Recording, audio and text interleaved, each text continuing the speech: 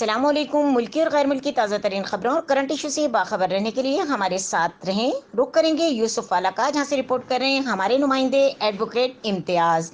SHO थाना यूसुफ वाला मलिक नदीम अनवर का मंशियात फरोशों के खिलाफ क्रैकडाउन, 2 मुलजिम गिरफ्तार, 3 किलो चर्स बरामद कर ली गई।